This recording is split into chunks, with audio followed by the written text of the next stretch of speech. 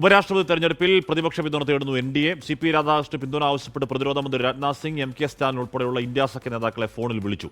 മുഹമ്മദ് റഹീസ് ഉറങ്ങുമ്പോൾ ചേർന്നു. റഹീസ്, പക്ഷേ ആ വിളിക്കുള്ള മറുപടി കൂടിയല്ലേ BJP സ്ഥാനാർത്ഥിയാണ്, ആ സ്ഥാനാർത്ഥിക്ക് DMKയുടെ വോട്ടില്ല എന്ന് ഇളങ്കോവന്റെ മറുപടി. റഹീസ്,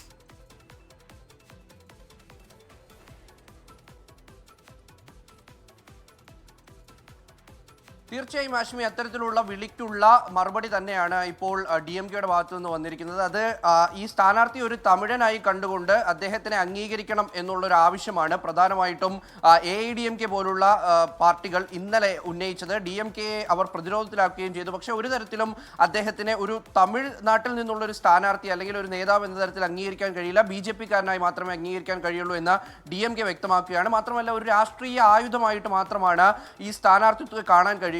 അതിനുശേഷം ഈ തമിഴ്നാട്ടിലെ തെരഞ്ഞെടുപ്പ് മാത്രം മുൻനിർത്തിയെടുത്ത ഒരു തീരുമാനം, അതിനുശേഷം അദ്ദേഹത്തിനോട് ഏത് തരത്തിലാകും BJP സമീപനമെന്ന് മുൻകഴിഞ്ഞു പോയ വൈസ് പ്രസിഡന്റിനെ കണ്ടാൽ മനസ്സിലാകുമെന്ന് കൂടി DMK പറഞ്ഞു വെക്കുന്നുണ്ട്. ഇതൊരു അംഗീകാരമല്ല, മറിച്ച് അപമാനമാണെന്ന് കൂടി DMK പറയുന്നു. മാത്രമല്ല, ഈ രാജ്നാഥ് സിംഗിനാണ് ഇന്ത്യ മുന്നണി നേതാക്കളെ വിളിച്ചുകൊണ്ട് ഒരു പിന്തുണ തേടാൻ അല്ലെങ്കിൽ ഒരു പൊതു സ്ഥാനാർത്ഥി അല്ലെങ്കിൽ ഒരു സമവായത്തിൽ എത്തിക്കാനൊക്കെയും BJP ചുമതലപ്പെടുത്തിയിരിക്കുന്നത് രാജ്നാഥ് സിംഗിനെയാണ്. അപ്പോൾ രാജ്നാഥ് സിംഗ് അല്പസമയം മുമ്പാണ് MK സ്റ്റാലിനെ വിളിച്ച് സംസാരിച്ചത്. ഈ ഒരു 15 ദിവസം ആയിട്ടില്ല, 10 ദിവസം മുൻപാണ് MK സ്റ്റാലിനെ ഇദ്ദേഹം കാണുകയും ഒപ്പം തന്നെ ആരോഗ്യസ്ഥിതിയൊക്കെ അന്വേഷിക്കുകയും ഒക്കെ ചെയ്തിരുന്നു. അപ്പോൾ ഈ രാധാകൃഷ്ണൻ ഇദ്ദേഹത്തിനെ കണ്ട പശ്ചാത്തലം കൂടി മുൻനിർത്തിക്കൊണ്ടാണ് DMK ഇദ്ദേഹത്തിനെ പിന്തുണയ്ക്കും എന്നുള്ള ഒരു ധ്വനിയൊക്കെയും ഉണ്ടായത്. പക്ഷേ അതിനൊക്കെ DMK തള്ളുന്നു. മാത്രമല്ല, ഇപ്പോൾ രാജ്നാഥ് സിംഗ് ഇന്ത്യ മുന്നണി നേതാക്കളെ ഒന്നാകെ വിളിച്ചിരിക്കുന്നു. അതിൽ മല്ലികാർജ്ജുൻ ഖർഗെ അടക്കം വിളിച്ചിട്ടുണ്ട് എന്നുള്ള വിവരം പുറത്തു വരുന്നുണ്ട്. CPM നേതാക്കളെ വിളിച്ചിട്ടുണ്ട്, CPI നേതാക്കളെ വിളിച്ചിട്ടുണ്ട്. ഒപ്പം തന്നെ ഒറീസയിൽ നിന്നുള്ള പല പ്രതിപക്ഷ നേതാക്കളെയും ഇപ്പോൾ അദ്ദേഹം വിളിച്ചു കഴിഞ്ഞു.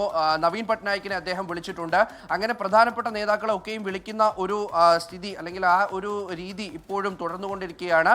അദ്ദേഹത്തിനാണ് ആ ചുമതലയുള്ളത്. പക്ഷേ ഇന്ത്യ മുന്നണി ഒന്നാകെ തീരുമാനിച്ചിരിക്കുന്നത് ഒരു തരത്തിലും അങ്ങനെയുള്ള BJP സ്ഥാനാർത്ഥിയെ പിന്തുണയ്ക്കേണ്ട കാര്യമില്ല എന്നുള്ളത് നിശ്ചയമായും അവർ തീരുമാനിച്ചിട്ടുണ്ട്. അതിനപ്പുറം ഈ സൗത്ത് ഇന്ത്യയിൽ നിന്ന് തന്നെ ഒരു സ്ഥാനാർത്ഥിയെ കൂടി കൊണ്ടുവരാനുള്ള ഒരു ആവശ്യം ഈ ചർച്ചയിൽ ഉയർന്നതായിട്ടുള്ള വിവരം കൂടി പുറത്തു വരുന്നുണ്ട്. പ്രത്യേകിച്ച് തമിഴ്നാട്ടിൽ നിന്ന് തന്നെ ഒരു സ്ഥാനാർത്ഥിയെ കൊണ്ടുവന്നു കഴിഞ്ഞാൽ അവിടെ കുറച്ചുകൂടി ഒരു രാഷ്ട്രീയ സാഹചര്യം അനുകൂലമാക്കിയെടുക്കാം, ചർച്ചകൾ അനുകൂലമാക്കിയെടുക്കാം എന്നുള്ള ഒരു തീരുമാനം അല്ലെങ്കിൽ അത്തരത്തിലൊരു ചർച്ച ഇന്ന് രാവിലെ മല്ലികാർജ്ജുൻ ഖർഗെയുടെ വസതിയിൽ നടന്ന ഇന്ത്യ മുന്നണി യോഗത്തിൽ നടന്നിട്ടുണ്ട് എന്നുള്ള കാര്യം കൂടി പുറത്തു വരുന്നുണ്ട്. അങ്ങനെ തമിഴ്നാട്ടിൽ നിന്ന് തന്നെയാണ് പ്രധാനമായിട്ടും ഇന്ത്യ സഖ്യവും ഉപരാഷ്ട്രപതി സ്ഥാനാർത്ഥിയെ തേടുന്നത്. അതിനിടയിലാണ് ഇത്തരത്തിൽ രാജ്നാഥ് സിംഗ് വിളിച്ച് ഓരോ നേതാക്കളിൽ നിന്നും പിന്തുണ തേടുകയും കൂടി ചെയ്യുന്നത്. എന്തായാലും ഇന്ത്യ സഖ്യത്തിലെ MPമാരെല്ലാം ഒറ്റക്കെട്ടിലാണ്. അത് പ്രത്യേകിച്ച് തമിഴ്നാട്ടിൽ അങ്ങനെ തന്നെയാണ്. DMK യാതൊരു തരത്തിലുള്ള സോഫ്റ്റ് കോർണറും ഈ സ്ഥാനാർത്ഥിയോട് കാട്ടേണ്ട എന്നുള്ള നിലപാടിൽ തന്നെ ഉറച്ചു പോകുന്നുണ്ട്.